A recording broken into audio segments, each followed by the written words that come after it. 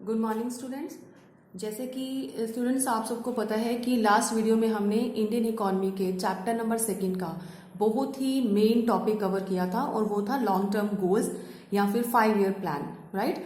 तो उस प्लानिंग के अंदर हमने बेसिक 4 पॉइंट्स रीड किए थे या 5 पॉइंट्स रीड किए थे जो कि हमें बताते थे कि लॉन्ग टर्म गोल हमारी इकोनॉमी का क्या था जब इकोनॉमिक प्लानिंग जो थे स्टार्ट करा था।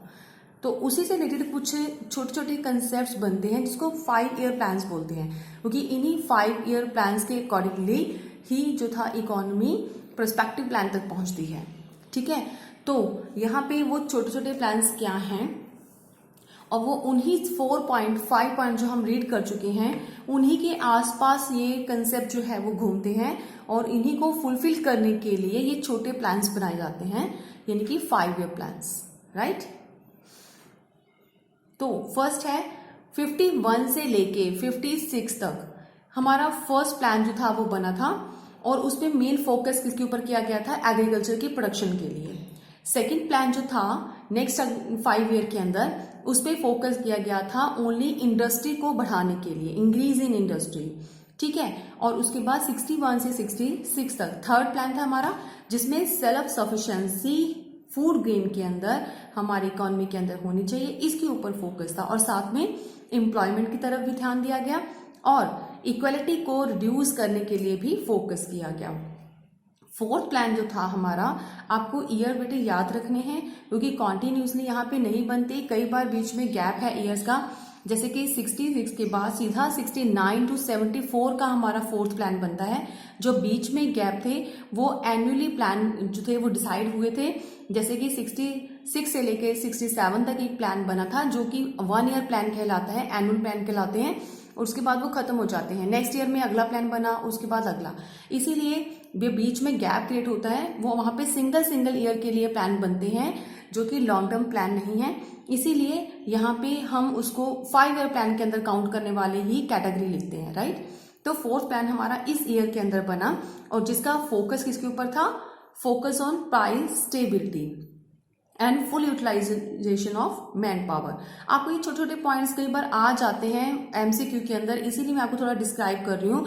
इसे ज्यादा आपको कुछ नहीं याद करना है, प्रॉपर डेट्स नहीं याद करनी, आपको सिर्फ ईयर याद करना है, उस ईयर के अंदर कौन सा प्लान जो था वो लॉन्च किया गया था और उसका मेन बस फोकस कितना था और मेन गोल क्या था। यहाँ पे सिर्फ गोल लिखा हुआ है मैंने, ठीक है।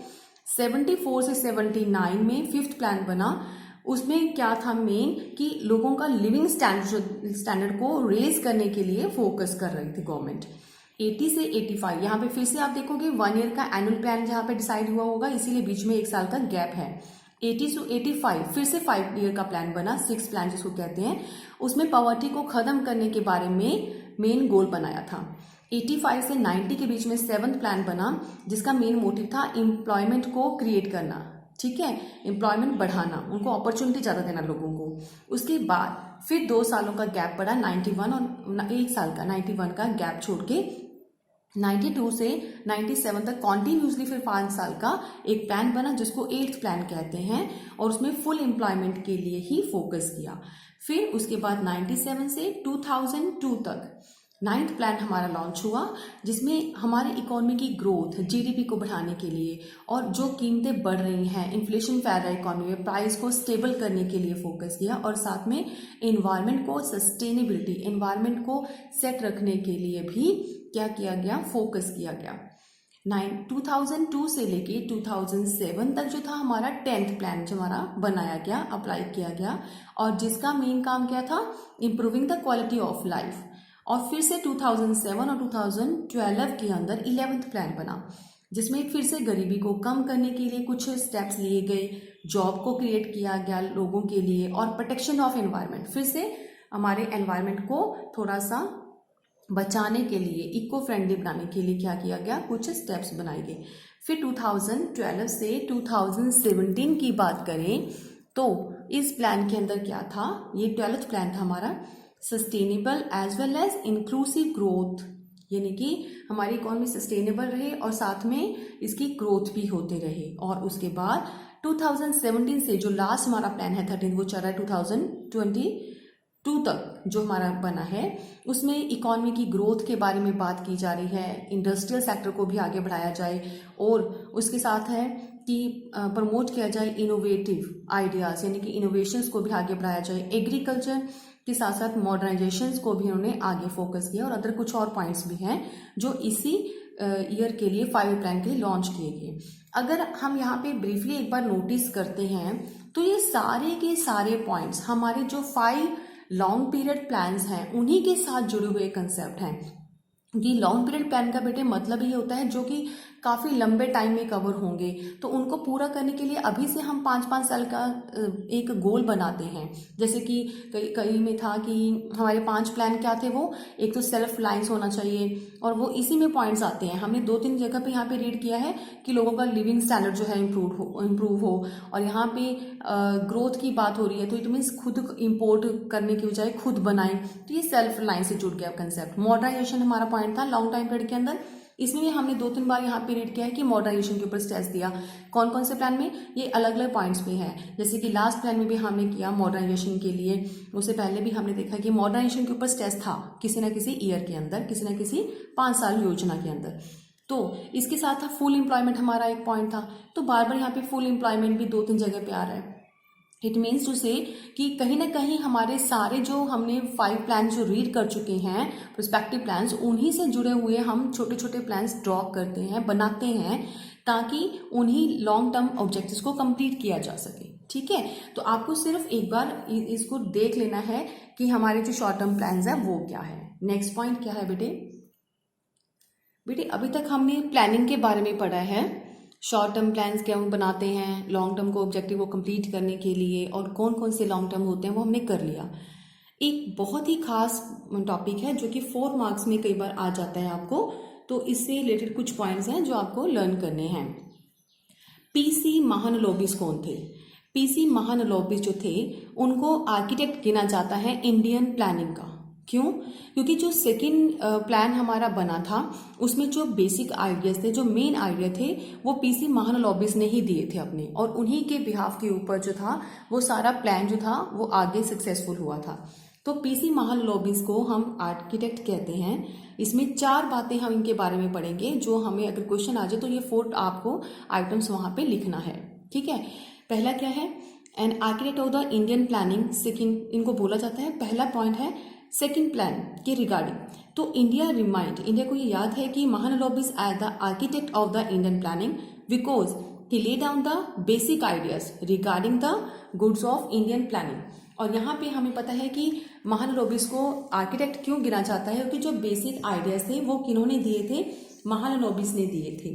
तो the plan was based on the idea of Mahalanobis. जो सेकेंड प्लान था it was totally based on the idea of Mahalanobis, इसीलिए हम इनको आर्किटेक्ट गिनते हैं। सेकंड क्या है इनके बारे में, इनका जो कंट्रीब्यूशन था मेन सब्जेक्ट की तरफ रहा है, और वो क्या था, स्टैटिस्टिक्स। तो main contribution to the subject of statistics brought him international fame. तो इन्हीं चीज ने इनको इंटरनेशनल फेम भी दिलवाया। ठीक है, तीसरा पॉइंट क्या है, ही establish the Indian statistical institute, यानी कि ISI। कई बार इसकी फुल फॉर्म पूछी जाती है, ISI क्या है, तो वो होता है इंडियन स्टैटिस्टिकल इंस्टीट्यूट। तो ये कैलकाटा के अंदर इन्होंने क्या किया था, एस्टैब्लिश किया था। ठीक है, स्टैटिस्टिकल से जुड़ा हुआ एक इन्होंने इंस्टीट्यूट वहां पे ओपन किया था। ही स्टार्टेड अ जर्नल, फिर साथ में इन्होंने एक जर्नल, एक मैगजीन जो थी वो लॉन्च करी, जर्नल यहाँ पे लॉन्च किया, जिसका नाम था संख्या। कई बार इसका नाम आता है कि महालनोबिस ने जो जर्नल इस्टेब्लिश किया था उसका नाम क्या है, संख्या। तो इसके अंदर क्या था, which still serve as a respected form for statisticians to discuss their idea. तो इसके साथ ही जो महालनोबिस थे उन्होंने जो जर्नल स्टार्ट किया था जिसका नाम था संख्या, तो उनका मेन क्या था कि which still serve as the respected form of statisticians, यानी कि जो स्टैटिस्टिशियंस थे उनके लिए भी एक खास काम बन गया था। उनके लिए किस तरीके से ये खास हो गया था कि उनको अपने आइडियाज को डिस्कस करने के लिए एक फॉर्म मिल गया था, रिस्पेक्टेड फॉर्म। यानी कि उनको एक टर्म मिल गई थी कि उनको जो भी फाइंड आउट करना है वो इस जर्नल से, यानी कि संख्या में वो चीज़ चेक कर सकते हैं। अगर उनको कोई भी उनके उनके आइडियाज़ को अगर उनको डिस्कस करना है तो वो इन जो हमारा मेन महालनोबिस के द्वारा बनाया हुआ जर्नल था एक, जिसका नाम संख्या था, उसमें से अपने जो डाउट्स है वो क्लियर कर लेते थे, राइट। तो इसीलिए इनका नाम जो था काफी फेम था, इसी स्टैटिस्टिशियंस की वजह से, स्टैटिस्टिक्स की वजह से, राइट। तो आगे बेटे हमारा जो टॉपिक आ रहा है, यहां तक हमारा प्लानिंग का कंसेप्ट जो है वो खत्म हो गया। इसके बाद जो हम पढ़ रहे हैं आज, वो टॉपिक है बहुत इंपॉर्टेंट, क्योंकि इंडियन इकोनॉमी अगर देखा जाए तो स्टार्टिंग के सारे चैप्टर्स हमारे इंपॉर्टेंट ही हैं। तो यहाँ पे हम रीड करेंगे how first 7 year plan attempt to attain these 4 goals. अब हमने 4 गोल्स को बेसिक, या 5 गोल्स हमने लिखे हैं, यहाँ पे 4 है, हमने टोटल कितने लिखे हैं 5। तो 5 गोल्स जो हमने लिखे हैं, जो हमारे लॉन्ग टर्म गोल्स हैं, उनको किस तरीके से फुलफिल किया गया, कैसे अटेम्प्ट किया गया 7 ईयर प्लान में। 7 ईयर प्लान कहाँ से कहाँ तक थे, 51 में हमारा स्टार्ट हुआ था, 51 में, और अप टू 19 हमारे 7 ईयर प्लान जो थे वो बन गए थे। तो 7 प्लान जो हमारे बने हैं वो किस तरह से सक्सेस हुए हमारे अलग अलग फील्ड के अंदर, चाहे वो एग्रीकल्चर है, इंडस्ट्री है या ट्रेड है। तो ये टॉपिक अब हम पढ़ेंगे। सबसे फर्स्ट हम करेंगे एग्रीकल्चर के बारे में। बेटे एक चीज मैं आपको क्लियर करूं, मैं यहाँ से टॉपिक वो सारे उठा रही हूँ जो कि आपकी एनसीईआरटी के पार्ट है, क्योंकि हम एनसीईआरटी में से इंडियन इकोनॉमी पढ़ रहे हैं। आपके पास डिफरेंट बुक्स होगी। कई बच्चों को बड़ा डाउट होता है कि हम कौन सी बुक में से करें, मैम तो हमें एक बुक में से करवा रहे हैं। तो एनसीईआरटी से बाहर आपको सिलेबस नहीं आएगा। आपके पास जो भी बुक है, बहुत मोस्टली बच्चों के पास टीआर जैन की बुक होती है, तो उसमें बहुत से एक्स्ट्रा टॉपिक्स बेटे गिवन हैं। अगर आपको लगता है कि हम एक्स्ट्रा नॉलेज चाहते हैं तो you can read it, no issue. तो आप उसको दोबारा रीड कर सकते हो आगे, ठीक है, वो आपकी नॉलेज को ही बढ़ाएंगे। बट अदरवाइज अगर आप सिर्फ इन्हीं नोट्स के बेस पे सिर्फ एनसीईआरटी को ही फॉलो करते हो तो इससे बाहर आपका कोई भी क्वेश्चन जो है वो एग्जामिनेशन सेंटर में नहीं आएगा, ठीक है, सीबीएसई के बोर्ड एग्जाम में नहीं आएगा। तो अब आपका जो टॉपिक है टीआर जैन का, उसमें कुछ टॉपिक्स हैं जो कि 5 ईयर प्लान के बाद आगे दे रखे हैं। तो मेरे अकॉर्डिंगली मैं उसको नहीं करवा रही हूँ, तो हम उसके नेक्स्ट चैप्टर पे चलते हैं। बुक के अकॉर्डिंगली आपने वो 3rd चैप्टर पे आगे उसमें हम एग्रीकल्चर के टॉपिक को करेंगे आज, कि कैसे कैसे इकोनॉमी के अंदर उन्होंने अटेम्प्ट किया, किस तरीके से उन्होंने कोशिश की हमारे 5 ईयर प्लान्स को लॉन्च करके, 4 प्लान जो उन्होंने बनाया उसको लॉन्च करके इन सालों के अंदर, और क्या उनको रिसीव हुआ सक्सेस के तौर पर, ठीक है, ये हम पढ़ेंगे। तो जो हमारा नेक्स्ट टॉपिक है वो है एग्रीकल्चर। तो अपनी बुक में चेक करना, या तो एनसीईआरटी आपके पास है तो ठीक है, वो कॉन्टिन्यूसली हमारा ऐसे ही चल रहा है। अगर आपके पास कोई अदर बुक है जैसे टीआर जैन है, तो आप उसके 3rd चैप्टर पे जाना, जहाँ पे एग्रीकल्चर की इंपॉर्टेंस दी है, उनके बारे में फीचर्स दिए हैं। तो वो हम पहले भी पढ़ चुके हैं कि क्या फीचर्स हैं, कि लो प्रोडक्टिविटी होती है, वहाँ पे स्टेगनेंट इकोनॉमी है। तो वो आपको दोबारा याद करने की जरूरत नहीं है, वो पार्ट आप एक बार रीड कर चुके हो, वही उसकी इम्पॉर्टेंट वो फीचर्स बन जाते हैं एग्रीकल्चर के, ठीक है।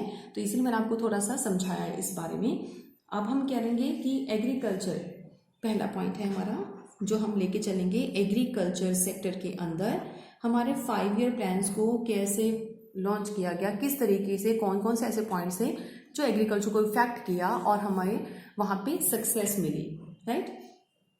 तो पहला क्या है कि हमें पता है कि कॉलोनियल टाइम के अंदर, जब से कॉलोनियल रूल हुआ आया है इंडिया में 1947 से पहले, तब हमारा जो राज था वो किन के हाथों में था, ब्रिटिशर्स के हाथों में था, ठीक है, ये सबको पता है।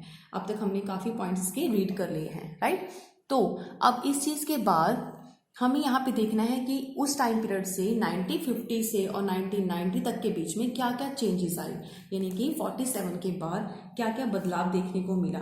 तो उस टाइम पीरियड के अंदर जब हम चल रहे थे, कॉलोनियल रूल था, तो ना तो हमारी इकोनॉमी के पास, तो इकोनॉमी में ग्रोथ हो रही थी बिल्कुल भी, क्योंकि हम कह रहे थे वहाँ पे स्टेगनेंट इकोनॉमी है, बैकवर्ड इकोनॉमी है, कोई ग्रोथ नहीं है, राइट। और सेकंड पॉइंट हमें क्या देखने को मिल रहा था, नो इक्विटी, और ना ही वहाँ पे इक्विटी का कोई पॉइंट था। ये 2 पॉइंट हम वहाँ पे नोटिस करके चले थे कि जब हमारा on the eve of independence की बात हो रही थी, तो एग्रीकल्चर के फील्ड को अगर देखें तो एक तो बिल्कुल ग्रोथ नहीं हो रही थी, ग्रोथलेस इकोनॉमी चल रही थी, और सेकंड वहाँ पे इक्विटी का कोई रोल नहीं था। इक्विटी क्या होता है, अभी हमने पढ़ा है कि गरीब और अमीर के बीच में जो इक्वल्स होना चाहिए, बैलेंस होना चाहिए, इट वॉज नॉट देयर, वहाँ पे था नहीं।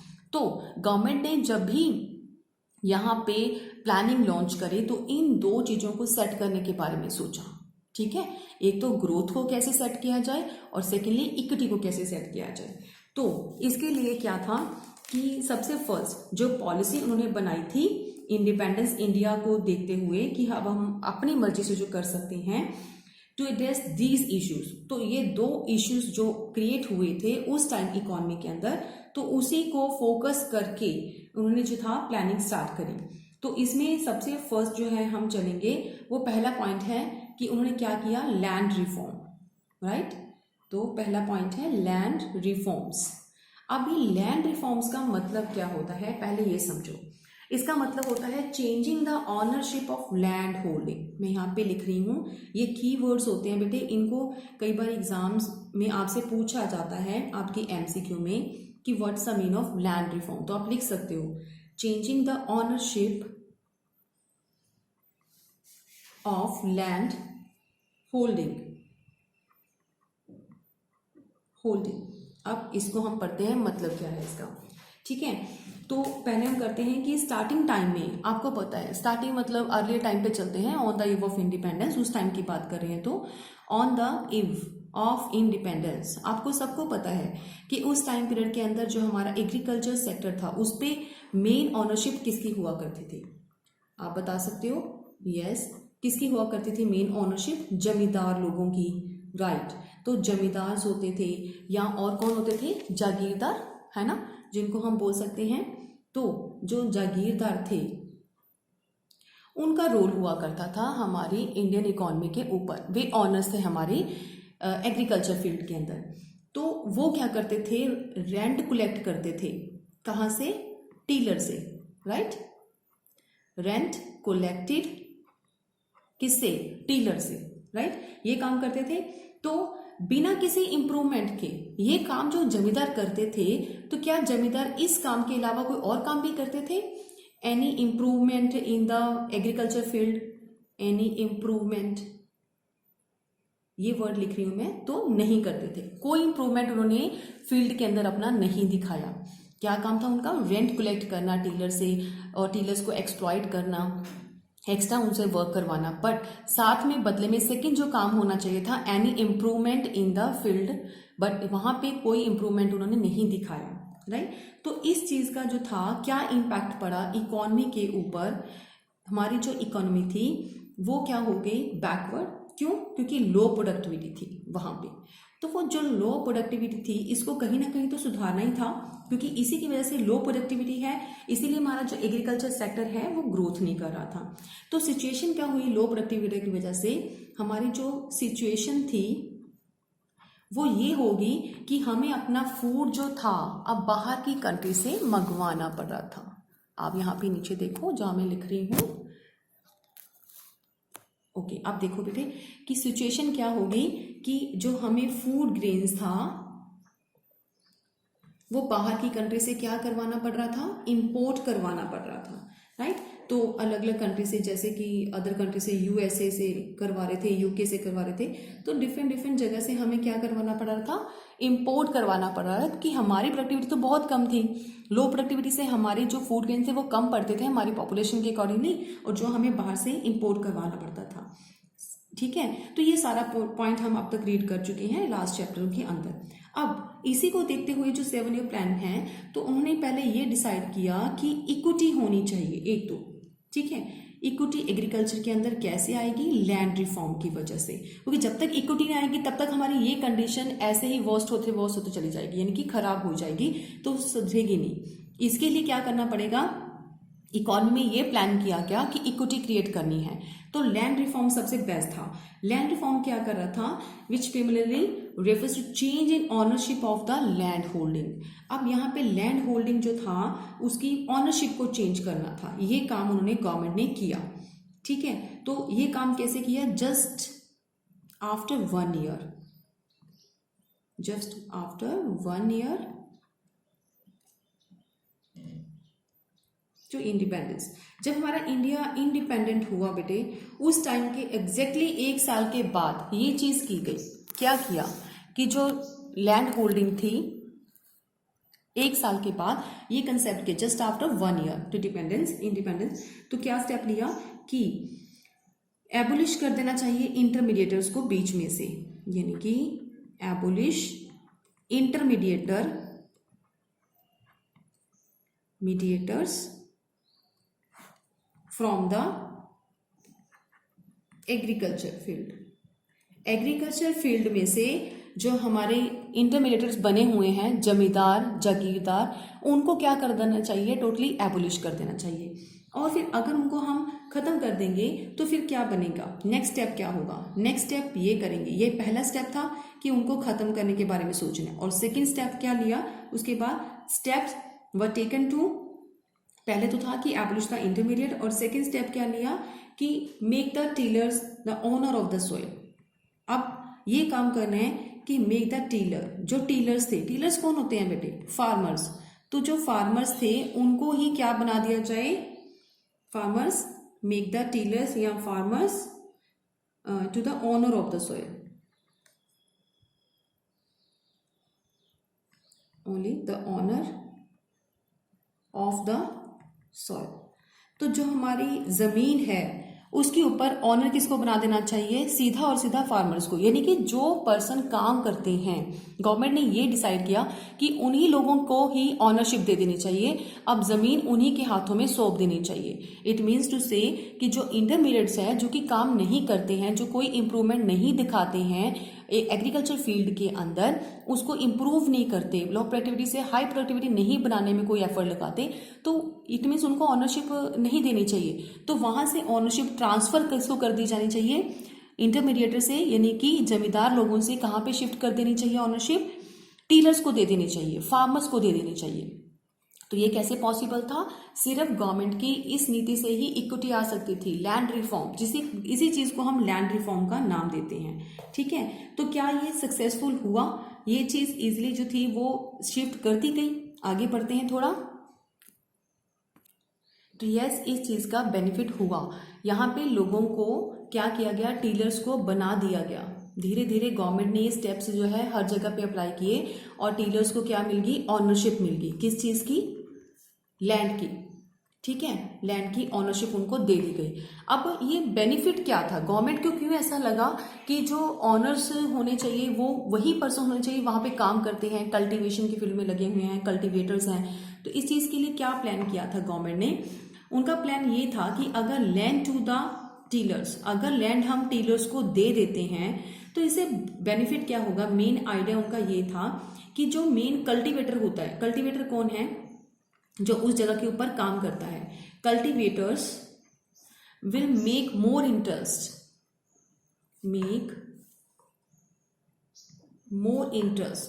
तो जो कल्टीवेटर्स होते हैं वो ज्यादा इंटरेस्ट लेते हैं, किस चीज के लिए, फॉर मोर इंटरेस्ट लेते हैं, they will have more incentives, किस चीज के लिए इंसेंटिव उनको मिल जाता है, increasing the output, right, increasing the output. अब हमें पता है कि जो भी हमारे कल्टीवेटर्स हैं उनको अगर थोड़ा सा भी जमीन दे दिया जाए, थोड़ा सा टुकड़ा उनको ऑनरशिप में दे दिया जाए, तो वो उसको क्या करेंगे, यानी कि हम उनको थोड़ा इंसेंटिव दे देते हैं, थोड़ा इनपुट की फील्ड हम उनको थोड़ा सा अपॉर्चुनिटी देते हैं, तो वो इससे क्या करेंगे, आउटपुट को इंक्रीज करेंगे, क्योंकि उनको पता है कि ज़्यादा आउटपुट बनाएंगे तो उनके पास मोर प्रॉफिट होगा, क्योंकि वो अपना ही प्रॉफिट को मैक्सिमम करेंगे ना, क्यों करेंगे, क्योंकि अगर उनके पास खुद की ज़मीन है तो वो ज़्यादा एफर्ट लगाएंगे, ज़्यादा आउटपुट हो गया और ज़्यादा प्रॉफिट वो कमा सकते हैं।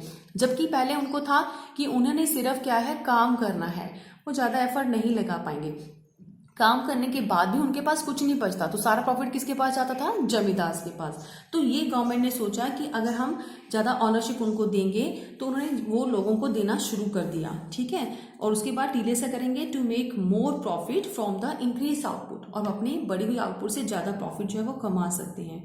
ठीक है, तो tenants don't have the incentive to make improvement on land since it is the land owner who would benefit more higher the output। तो पहले क्या था कि जो टीनेट्स थे वो इंसेंटिव जो थे वो नहीं लेते थे इम्प्रूवमेंट के लिए, यानी कि ज़्यादा इंटरेस्ट नहीं क्रिएट करते थे इम्प्रूवमेंट दिखाने के लिए। क्यों, क्योंकि उनको यही था कि जो मेन लैंड ओनर है वही तो पूरा बेनिफिट ले रहता सारे प्रॉफिट का, जैसे कि अभी हमने बोला। ठीक है, तो ये चीज़ क्या है कि लैंड रिफॉर्म जो था पहला स्टेप था कि एग्रीकल्चर फील्ड के अंदर किया गया। सेकंड क्या था, पॉइंट है लैंड सीलिंग। तो बेटे लैंड सीलिंग में क्या करते थे, लैंड सीलिंग ऐसा पार्ट था fixing the maximum size of land which could be own by an individuals. तो एक आम पर्सन के लिए, इंडिविजुअल के लिए उन्होंने, गवर्नमेंट ने क्या किया, एक एरिया जो था वो फिक्स कर दिया, मैक्सिमम साइज फिक्स कर दिया कि एक इंडिविजुअल पर्सन के पास कितना जमीन जाएगा, ठीक है, जमीन का कितना पार्ट जो था वो एक पर्सन के पास जाएगा, वो मैक्सिमम साइज जो था वो उन्होंने फिक्स कर दिया। तो इससे क्या हुआ, लैंड सीलिंग से, यानी कि ये पार्ट भी हमने क्यों किया, सिर्फ इक्विटी को क्रिएट करने के लिए। तो दिस पर्पस, इसका मेन पर्पस क्या था लैंड सीलिंग का, तो इसका मतलब था कि टू रिड्यूस, ताकि हम रिड्यूस कर सकें, to reduce the concentration of land ownership in few hands, ताकि सिर्फ कुछ लोगों के हाथों में ही हमारी जमीन कंसंट्रेट में ना रहे, यानी कि उनके पास ना रहे, राइट।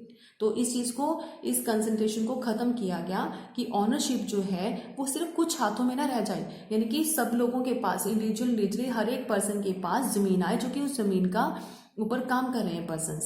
तो उसका ये इम्पैक्ट पड़ा इस लैंड सीलिंग का कि 200 जो टीनेट्स थे उसी टाइम पीरियड में, 200 जब भी ये लॉन्च किया गया, ये फॉलो किया गया ये कंसेप्ट, तो 200 जो हमारे टीनेट्स थे come into direct contact with the government, तो वो सीधा गवर्नमेंट के कॉन्टैक्ट में आ गए, यानी कि वो टोटली फ्री हो गए जमींदार के चुंगल से, जमींदारों के जो एक्सप्लॉइट कर रहे थे उनसे बच गए, ठीक है, क्योंकि इन्होंने क्या किया, जमीनें उनके पास आ गई, और अगर ऑनरशिप आ गई तो इट मीन्स टू से कि वो अपनी तरफ से ही काम करेंगे।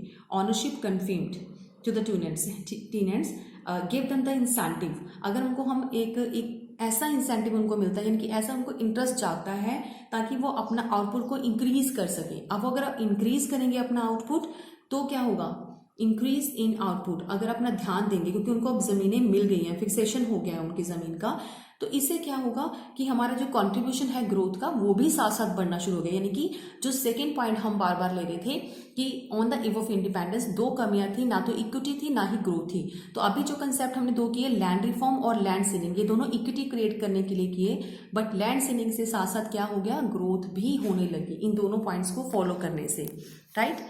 तो इक्विटी जो क्रिएट हुआ, तो इसको हम ये नहीं कह सकते कि जो इक्विटी है इसमें से, ये तो समझ आ गया कि एबोल्यूशंस होना शुरू हो गया, इंटरमीडिएटर्स का जितने भी हैं वो खत्म हो गए, तो बट सिर्फ इसी से हमारी इक्विटी क्रिएट नहीं हुई, अभी भी बहुत सारी ऐसी चीज़ें थी जो हमारी सोसाइटी के अंदर, हमारी इकोनॉमी के अंदर, एग्रीकल्चर फील्ड में हो रही थी। कैसे कि यहाँ पे कुछ एरिया ऐसे थे जिसमें लार्ज पार्ट जिसका अभी भी जमींदार लोग हजम कर रहे थे। क्यों? Because of the land use of some loopholes of the legislation. तो यानी कि कई बार क्या होता है कि जो हमारा कानून है, हमारा लॉ है, उसमें ही कई बार कमियां होती हैं। लोप्स होल्स मतलब कमियां, तो उनकी कमियों को वो यूज करके, उनकी कमियों का फायदा उठाकर, ठीक है, यूज ऑफ सम लोप होल्स, इनकी हमारी सरकार की कमियों का फायदा उठाकर बहुत सारे जमींदार क्या कर रहे थे, कंटिन्यू ओन कर रहे थे लार्ज एरिया, किस चीज का, अपनी जमीनों का, जितना उन्होंने डिसाइड किया था उससे कहीं ज्यादा वो हड़प रहे थे अभी भी, ठीक है। तो ये बहुत सारी जगह पे हो रहा था, और कई जगह के ऊपर तो लेबर्स को एविक्टेड किया जा रहा था, यानी कि टीनेंट्स को ही बाहर भगाया जा रहा था। एविक्टेड मतलब जमीन से ही निकाल देना, ठीक है, निकालना। तो ये काम होना शुरू हो गया। और ये क्यों निकाल रहे थे भाई, जब तक फाइनल था लैंड सीलिंग का काम तो ये गवर्नमेंट ने डिसाइड किया था, तो फिर ये टीनेंट्स को क्यों एविक्टेड कर रहे थे? उस टाइम पे जमींदार की ये सोच थी कि अगर हमारे यहाँ पे टीनेंट्स आएंगे तो सारा ऑनरशिप उनको चला जाएगा। तो जमींदार ने ये कहना शुरू कर दिया कि वो खुद ही कल्टीवेटर का काम करेंगे, ठीक है, तो वो अपनी जमीन के ऊपर कल्टीवेशन खुद करेंगे, ओन कल्टीवेशन उन्होंने स्टेप उठाना शुरू कर दिया जमींदार ने, राइट। तो अब ये काम शुरू हो गया, यानी कि इन चीज़ों का फायदा हमारे टीनेट्स को हुआ तो ज़रूर, लेकिन इसके अलावा भी बहुत सारे हमारे जो लैंडलेस टीनर थे उनको इस चीज़ का कोई बेनिफिट नहीं हुआ। ज़्यादातर जो छोटे, बहुत छोटे थे, शेयर क्रॉपर्स थे, तो उनको अभी तक ज़्यादा फर्क नहीं पड़ रहा था। तो बहुत सारे टीनेट्स को फ़ायदा हुआ, लेकिन अभी तक बहुत सारे ऐसे पर्सन्स थे जिनको ज़मीन एक बार भी हाथ में नहीं आई थी, जो शेयर क्रॉपर्स थे, थोड़ा हिस्सा लेते थे शेयर क्रॉप में से, तो ऐसे पर्सन्स को अभी भी बेनिफिट जो था वो नहीं मिल रहा था स्टार्टिंग वाले स्टेज में, जब लैंड सीलिंग हमारा शुरू हुआ। तो लैंड सीलिंग जो था कि इसमें काफ़ी हर्डल्स यानी कि प्रॉब्लम्स क्रिएट हुई, ठीक है। तो जो बिग लैंडलॉर्ड्स थे उन्होंने क्या चैलेंज रखा कानून के आगे, कोर्ट के आगे? उन्होंने ये बोला कोर्ट में जाके, जो जमींदार थे, कि delaying its implementations, they use the delay to register their lands in the name of close relatives. अब हमें पता है कि बहुत सारी दिक्कतें आई लैंड सीलिंग के अंदर, तो कोर्ट के अंदर कुछ फैसले जाने शुरू हो गए कि हमने अपनी कल्टीवेशन खुद करनी है, ठीक है, तो इसके लिए हमें ज़मीन जो है हमें दे दी जाए। तो ये काम उन्होंने शुरू किया। अब इन चीज़ों का जवाब आते आते कोर्ट में डिले हो गए।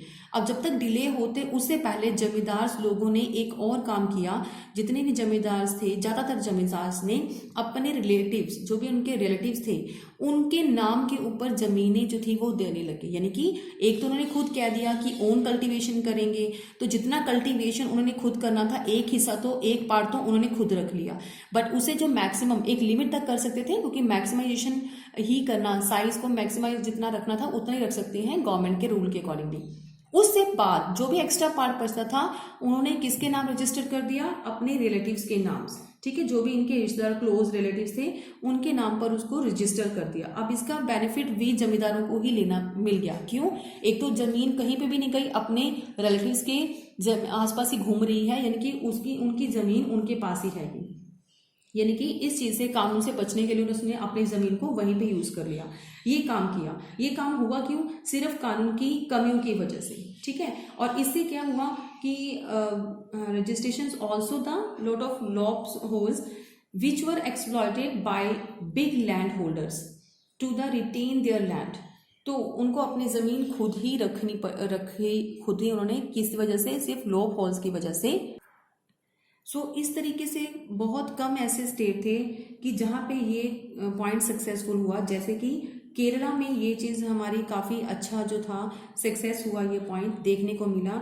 वेस्ट बंगाल में देखने को मिला, वहाँ पे ये जो हमारा लैंड सीलिंग और लैंड रिफॉर्म का कंसेप्ट है वो काफ़ी सक्सेस रहा। लेकिन अभी भी बहुत सारे ऐसे स्टेट हैं जहाँ पे, अनफॉर्चुनेटली बहुत ऐसे स्टेट है जहाँ पे कि अभी वो सेम पॉइंट नहीं आया, यानी कि इनइक्वालिटी अभी भी क्रिएट है। तो इस चीज़ के लिए और स्टेप्स जो है गवर्नमेंट उसको लेती है, ठीक है। इनइक्वालिटी अभी भी क्रिएट है, जिसको अभी ख़त्म करना बाकी है। तो ये पॉइंट था हमारा लैंड रिफॉर्म और लैंड सीलिंग से जुड़ा हुआ, ठीक है स्टूडेंट्स। तो नेक्स्ट जो टॉपिक इसके रह गए हैं भी आगे, और फर्दर जो था कैसे इम्प्रूव किया, कैसे इम्प्रूव करने के बारे में गवर्नमेंट ने सोचा, तो वो पॉइंट्स हम नेक्स्ट वीडियो में डिस्कस करेंगे। आज के लिए इतना ही काफ़ी है। तो बेटे इसको ना साथ साथ रिवाइज करना है, इसी में आपके बहुत सारे टॉपिक्स जो है वो कवर होते हैं, ठीक है।